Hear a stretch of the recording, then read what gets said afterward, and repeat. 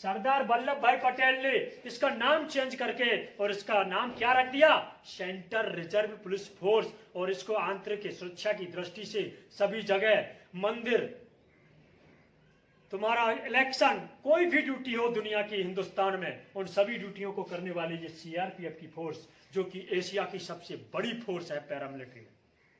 इसका इतिहास, run of Kutch आया था, अभी मैंने आपको बताया गुजरात में, जो ये रन ऑफ कच्छ है सर, इसमें एक सीआरपीएफ की मात्र एक कंपनी थी सर उस समय, रन ऑफ कच्छ में। 9 अप्रैल की बात है सर, 9 अप्रैल 9 अप्रैल के दिन, 9 अप्रैल 1965 के दिन रन ऑफ कच्छ में सीआरपीएफ की एक कंपनी और पाकिस्तान की पूरी ब्रिगेड, 1000 सैनिक पाकिस्तान के और सीआरपीएफ के मात्र 30 या 35 सैनिक, जिन्होंने पूरे पाकिस्तान को 24 घंटे उनके साथ युद्ध किया। और उस युद्ध में सीआरपीएफ के 12 जवान शहीद हो गए। उन शहीद जवानों के ऊपर ही शौर्य दिवस मनाया जाता है सर। क्या मनाया जाता है? शौर्य दिवस, पूरे हिंदुस्तान में। तो शौर्य दिवस कब मनाया जाता है? 9 अप्रैल को। किस घटना के कारण? सीआरपीएफ के 10 जवान रन ऑफ कच्छ, यानी कि यहां पर कौन सा पोस्ट था सर? सरदार पोस्ट।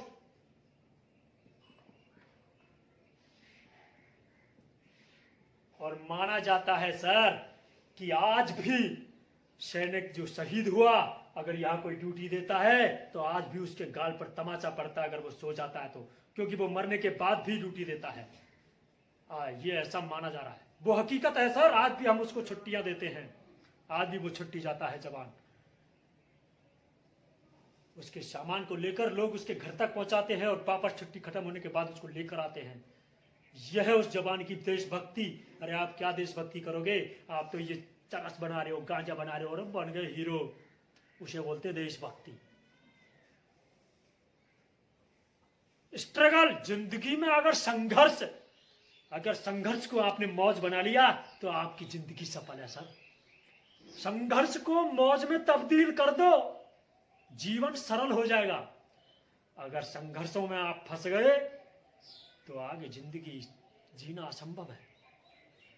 तो ये रन ऑफ कच्छ, जहां पर 9 अप्रैल 1965 को सीआरपीएफ की एक छोटी सी कंपनी ने पूरे पाकिस्तान की ब्रिगेड को खदेड़ दिया, तो उसमें हमारे सीआरपीएफ के कुछ जवान शहीद हो गए। उन शहीद जवानों के ऊपर एक कौन सा दिवस मनाया जाता है? शौर्य दिवस।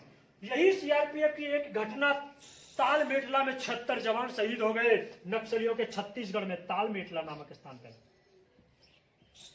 यहां पर तालमेटला स्थान है छत्तीसगढ़ में, जहां पर 76 जवान शहीद हो गए 2010 में। अप्रैल 2010 में ये 76 जवान शहीद हो गए तालमेटला में। इन जवानों की शहादत को लोग याद करता है। पुलवामा अटैक, जिसमें 40 जवान शहीद हो गए सीआरपीएफ के। सीआरपीएफ की कहानी बहुत बड़ी कहानी है सर। इस फोर्स ने हिंदुस्तान को बहुत कुछ दिया है। अभी जो आप सरकार ने आयुष्मान कार्ड योजना जो चलाई है, मैं सभी से निवेदन करता हूं कि इन फोर्स वाले जितने भी हमारी पैरामिलिट्री फोर्स हो या हमारी आर्मी हो, इन लोगों का काम सबसे पहले करना चाहिए सर। अरे लोग तरकारे इनको। अरे जो 9 महीने अपने घर से बाहर रहता है, इस देश की सेवा करता है, और जब वो 1 महीने के लिए आता है काम करने के लिए तो उसको ऐसे टरका दिया जाता है सर। कई हॉस्पिटलों में मैंने शिकायतें सुनी है, वो गलत है। मैं टॉपिक पे आता हूं सर। तो सर ये रन का कच्छ हो गया। अब हमारी बात आती है कि अरब सागर में जो गिरने वाली नदियां थी हमारी, वो हो गई कौन सी? सिंधु नदी, नर्मदा, तापी। इन नदियों का जल 23% जल कहां पर गिर रहा है सर? अरब सागर में। और 77% जल नदियों के माध्यम से बंगाल की खाड़ी में गिरता है, जिसमें प्रमुख नदियां गंगा, ब्रह्मपुत्र, गोदावरी, कृष्णा, कावेरी, कोसी नदी, दामोदर नदी, इन जो नदियों का जल है वो बंगाल की खाड़ी में गिरता है। और ये जल 77% जल है कहां पर गिर रहा है? नदियों के माध्यम से बंगाल की खाड़ी में। तो क्वेश्चन आएगा कि नदियों के माध्यम से अरब सागर में कितने प्रतिशत जल गिरता है? तो कितना प्रतिशत बताओगे सर? 23%। क्वेश्चन आएगा कि बंगाल की खाड़ी में नदियों का जल कितने प्रतिशत गिरता है? 77%। अगर बंगाल की खाड़ी में नदियां किसका निर्माण करती हैं? डेल्टा का निर्माण करती हैं सर। किसका निर्माण करती हैं? डेल्टा का निर्माण। अरब सागर में गिरने वाली जो नदियां हैं वो किसका नाम निर्माण करती हैं सर? ज्वार नदमुख का निर्माण, एक्चुअरी का निर्माण करती है। अब हम आगे बढ़ते हैं इस क्रम में। तो ये सर 23% जल हो गया। अब हम बात करते हैं दूसरे तरीके से हम कैसे डिवाइड करेंगे नदियों को। एक हो जाता है दोस्तों हिमालय पर्वत, उत्तर में स्थित है, तो उत्तर भारत की प्रमुख नदियां, और दूसरा है दोस्तों दक्षिण भारत की, प्रायद्वीपीय भारत की प्रमुख नदियां। अब बात आती है, हम इसको ऐसे भी डिवाइड कर देंगे, उत्तर भारत की प्रमुख नदियों। अब हम आपको बता देते हैं दोस्तों, सबसे महत्वपूर्ण क्वेश्चन जो आपके बिल्कुल समझ में आएगा। अरे जिंदगी को संघर्षों में से निकालना सीखो। स्ट्रगल तो करना पड़ेगा अगर किसी लक्ष्य को प्राप्त करना है। तो ऐसे नहीं करना है कि अभी यूपीएससी का पेपर में हम रह गए, अरे हम क्या करें सर, हमसे तो पहले 10 साल से तैयारी कर रहे हैं, हम तो अभी तैयारी करने लगे हैं। अरे तो भैया तेरे को किसने रोका है? वो 10 साल से तैयारी कर रहा है तो वो सेंसियस का जी रहा है।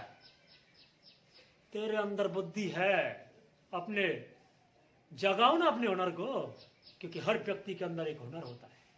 अगर वो व्यक्ति उस हुनर को पहचान गया और उसी पर उसने अध्ययन करना चालू कर दिया तो दुनिया की कोई ताकत नहीं जो उसको रोक ले। 1 साल में फाइट कर देगा, 1 साल में। बहुत उदाहरण है ऐसे। किसी से तुलना मत करो सर। तुलना अगर आपको करना है, युद्ध अगर आपको लड़ना है तो अपने मन से युद्ध लड़ो, स्वयं से तुलना करो।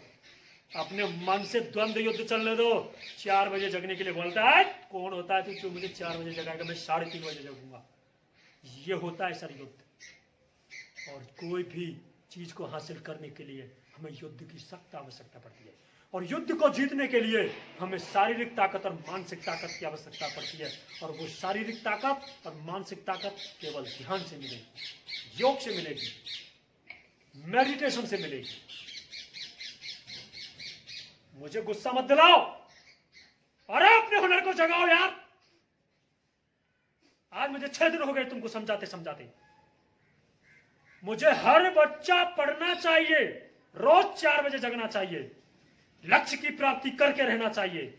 मुझे इंटरेस्ट आएगा सर, और जब मुझे इंटरेस्ट आएगा, अगर आपको इंटरेस्ट आ रहा है तो मुझे उससे भी ज्यादा इंटरेस्ट आएगा सर। जगाओ अपने आप को, सोने मत दो, क्योंकि जो जाग गया सो पा गया, और जो सो गया सो खो गया।